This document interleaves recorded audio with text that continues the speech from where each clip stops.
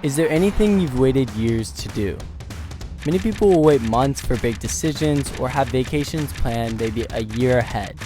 But at least in my life, there aren't many things I've truly waited years for. Except for one thing. So this one experience, this one moment, this one thing, this one trip. No, I'm just kidding. It's a pair of shoes. It's in the title. You already know. I've been waiting 5 years to wear a single pair of shoes.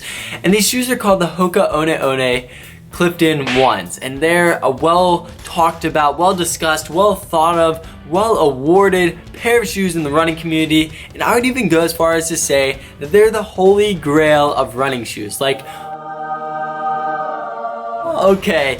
You know, like when you're in a pirate movie or like a Indiana Jones movie or whatever, and they walk into the room where all the treasure is. That's what these shoes are. And so let's pull them out and, you know, start looking at them so you can start to understand why I've waited for so long to run in these. Okay, let's do that. I'm only here, you know. But if you don't like this music, then don't be listening to it. So you may be thinking this is the part where I'm gonna unbox them, but I'm not gonna unbox them just yet. I feel like we need to do a little bit more explaining before you see the beauty of these bad boys. I mean, you can just enjoy the box for now.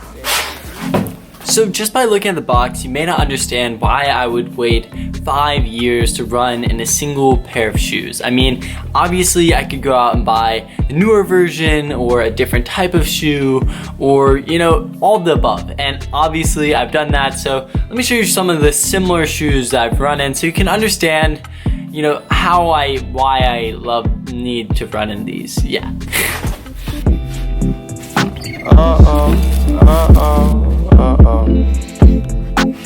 Yeah. Full-time artist on tour. Oh, hey, welcome. What's up? Oh, okay. I stumbled into greatness. Only logical conclusion is I fumble with the fakeness. But rumble, young man, rumble. Anything that doesn't kill you makes you stronger or more humble. Been digging through this tunnel thinking. So I hope you enjoyed this beautiful display of shoes that I made here, and these are some of my favorite shoes. We have the responsive, we have the super cushion, and then we have the in-betweener. And this is not a Clifton, it's actually the Nepali. And the big thing about this is it's basically an offshoot of the Clifton because something went wrong with the Clifton. Something very seriously went wrong to the point where they had to design a completely different shoe that embodied more of the Clifton spirit. And I think that's very interesting. And so I made a quick animation. Well, it's not that good of an animation. Don't get your hopes up. To explain what went wrong with the Cliftons and why the Clifton Ones are so magical and why they're so special and why I'm making such a big deal about this one pair of shoes. So let me show you that. So the Clifton Ones were released in 2014, and this was sort of the Wild West of running shoes. The market was heavily dominated by Brooks and Asics, and they both made classic running shoes that weren't super aesthetically pleasing and that didn't have some of the more advanced cushioning technologies available today. Also at this time, the barefoot running movement was in full swing. Luckily that trend didn't hold up for too long because my feet would be grosser than they are today. But while manufacturers were developing minimal shoes to feed the born to run craze, Hoka was going against the grain and producing maximalist shoes. But the only problem with this was that they're costing upwards of $160, which is kinda crazy for a pair of shoes. But this is where the Cliftons come in, as they were a budget Hoka retailing at only $120 MSRP, which is still expensive but a lot better than $160. Runner's World magazine said they took the running world by storm, and I can definitely agree with that. But as with many of the best movies, the sequel doesn't usually hold up. It's usually a far inferior movie, and the same was true with the Cliftons. The first version was incredible and there was so much praise for them, but the second was just had a lot of shortcomings. The biggest issue was that they started to gain weight. And I mean, obviously, if you're a runner and you're gaining weight, it happens. But when your shoe does, that can be avoided. So even though the shoe was gaining weight, I made it all the way to the 4th generation. And at this point, I was starting to have issues with it. It was becoming really heavy. Like, the shoe had gained over 2 ounces from the original 7.9 ounce shoe, which is a big jump for a pair of shoes. And so I decided to search around and find something better. And this is the Hoka Nepali, and this is basically the Hoka Clifton 3 with a new mesh upper, and it had a lower price tag around $100. So cutting $20 and having a lighter build was a big win for me in my books. And so I started buying these. The only shortcoming I found was a little hole would form in the pinky toe area for me pretty quickly, but I would just keep running in it and not really worry about it. But there was still something missing. It started to feel like it was embodying the Clifton line, the original Clifton, but I wanted that original Clifton. I wanted the real Clifton. For a while, I'd go on eBay and check the internet and see if I could find a pair to just try, to have the experience, to be able to say I've run in them, but I could never find any. Until a couple months ago when I was scrolling through Instagram and I looked up at an ad, and it was from Running Warehouse, and they said, Clifton One restock. My mind was blown and I went crazy. I flipped, and I'm not exaggerating, I literally went crazy when I found out about this. So now that a bunch of time has gone by and you've experienced the wait of 5 years, it's time to finally unbox the shoes, go for a run in them, and then let you know what I officially think of them. So let's get unboxing.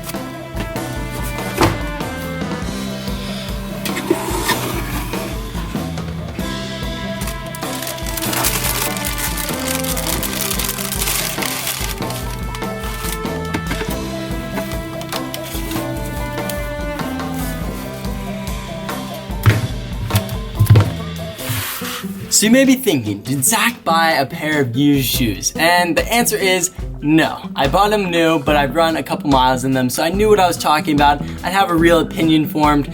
And so instead of just like going out for a run, because I've run in about 30 minutes at practice, let's just go out and get some running shots and act like I'm running in really cool places. So then, I can talk about them and discuss them, and you can see me running in them. Okay, let's go running. Okay, so classic closed chain shot coming in. 3, 2, 1. Oh, nice. Okay, let's get running. Be listening to it, Oh wait, we need to put on our shoes.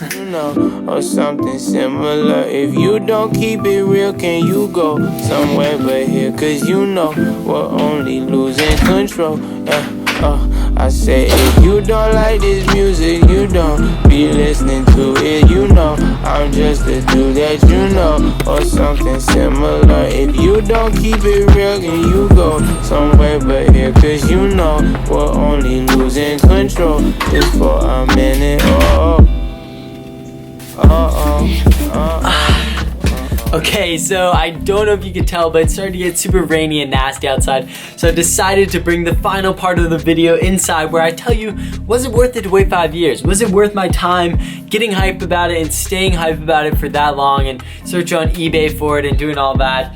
And to be honest, long story short, it was worth the wait. These shoes are incredible, and I'm so happy that I got my hands on a pair. And the first run I actually had in these shoes was probably one of the best runs of my life. And if you're not following me on Strava or Instagram, you probably didn't see it. So let me show you that really quickly, and then I'll get more into the details of this shoe because it's incredible.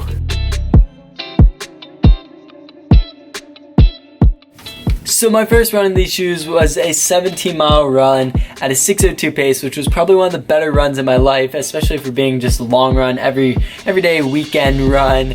And so it just felt really good. And if you want to stay up to date on my training, be sure to follow me on Strava. It's basically the social media / Instagram for runners where you follow GPS segments, and it's just super cool. But definitely check out Strava. I'll link mine in the description. But to continue, that was my first run in the Cliftons, and it was probably one of the best runs of my entire life. So that first 17-mile run I had in this shoe allowed me to understand what all of the hype was about. This shoe is incredible. It's probably one of the best shoes I've run in, and although I won't be able to get my hands on it for years to come, I am happy that I do have this one pair. I treat it as a dessert, and what I mean by that is I only use it on special occasions, and I only, go for runs in it when I'm really gonna feel good, when I'm really gonna get the most value out of it, and I'm not just gonna throw junk miles at it. I'm gonna throw the most valuable runs at it because I care about this shoe, and I want it to last a really long time. And what makes it so good is the really lightweight, which it weighs weighs in at about 7.9 ounces. It has a super minimal upper, which is bad for durability, but really good for on-foot feel.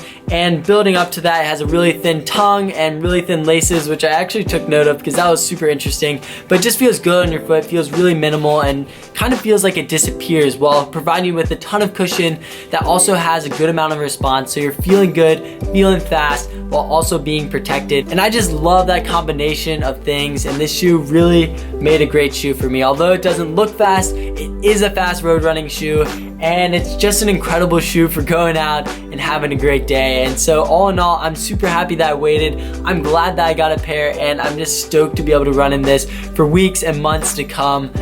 And thank you, Hoka, for making an incredible shoe. I'm not sponsored by Hoka or anybody to make this video. This is just my raw opinion because I love these shoes and I'm so excited to get my hands on them.